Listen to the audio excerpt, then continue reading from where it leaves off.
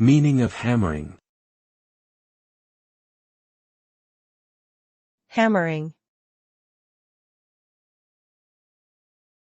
Hammering. Hammering. Hammering. The word hammering can have a few different meanings depending on the context.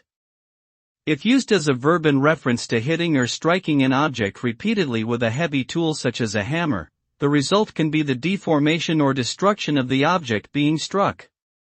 This method can also be used to shape or manipulate the object into a desired form.